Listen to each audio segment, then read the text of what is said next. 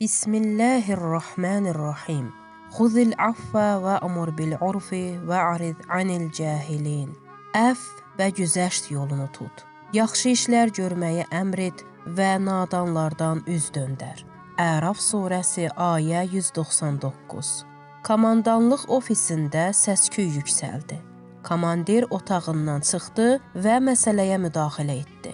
Ofis işçisi dedi: Bu əskər təzəcə məzuniyyətə buraxılmışdı. Amma yenidən icazə istəyir. Komandir dedi: Oğlum, ikinci dəfə gedə bilməzsən. Bu zaman gənc əskər irəli çıxdı və şəhid Burucerdinin üzünə möhkəm bir sillə vurdu.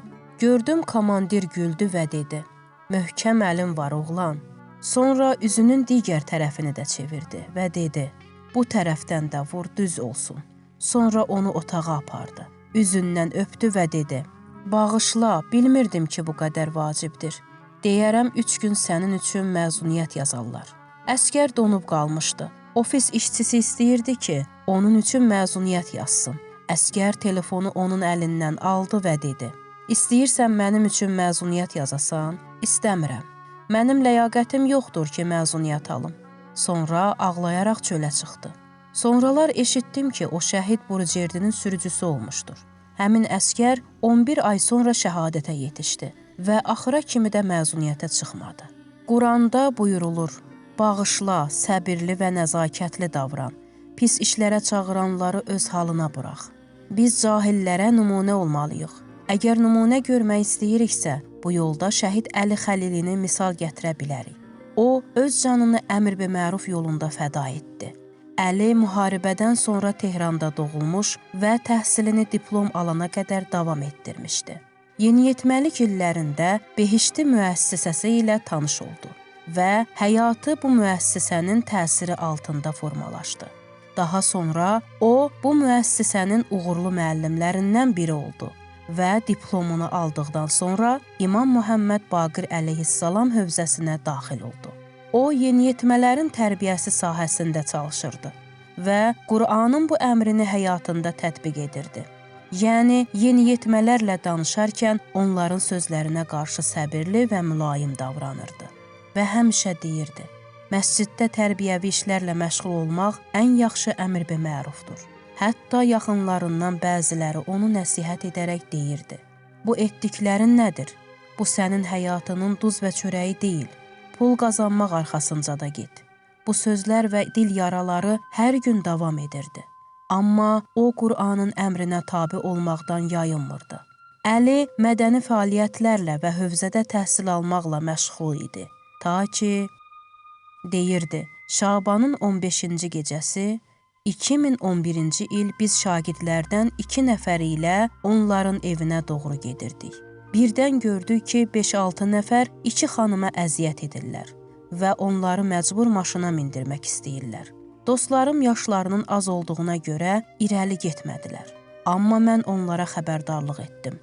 Onlar mənə hücum etdi və bıçaq boğazımın şah damarını kəsdi. Həmin vaxt yerə yıxıldım. Onlar isə qaçdılar. Yarım saat küçədə yerdə qaldım. Dostlarım məni 26 xəstəxanaya apardılar. Vəziyyətimin çox kritik olduğuna görə heç bir xəstəxana məni qəbul etmirdi. Axır ki, səhər saat 5-də Arifan xəstəxanasında məni əməliyyat etdilər. Şəhid Əli Xəlili bu hadisədən 3 il sonra aldığı yaralar nəticəsində şəhidlər karvanına qoşuldu. Lakin şəhadətindən əvvəl möhtərəm rəhbərə gözəl bir məktub yazdı.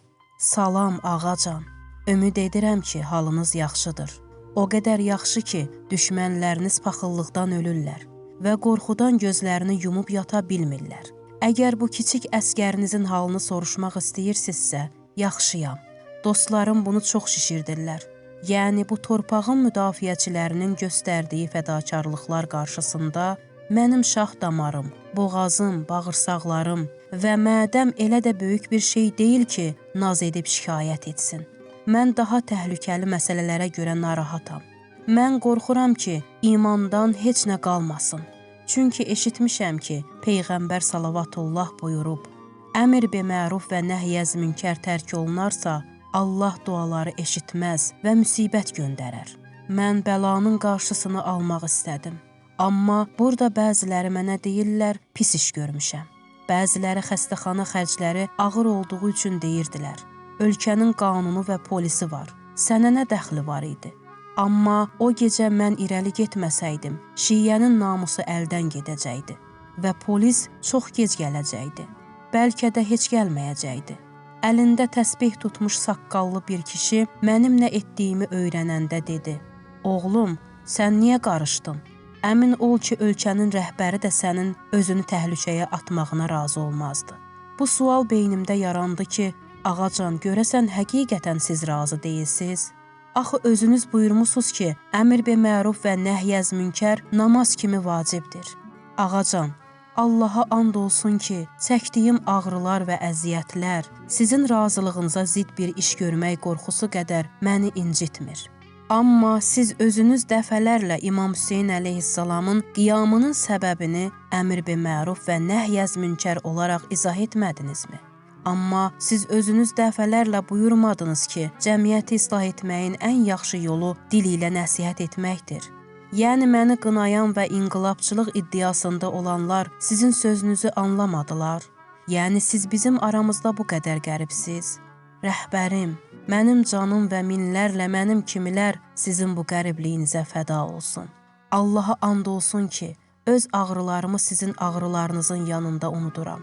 Ağacan, mən və mənim kimilər sizin ağrılarınız qarşısında sakit oturmayacağıq. Və əgər bizi şah damarımızdan dəfələrlə vursalar və heç bir qurum bizim müalicə xərclərimizi ödəməsə belə, yenə də şəhərimizin küçələrində qeyrət və iman damarlarının qurumasına icazə verməyəcəyik.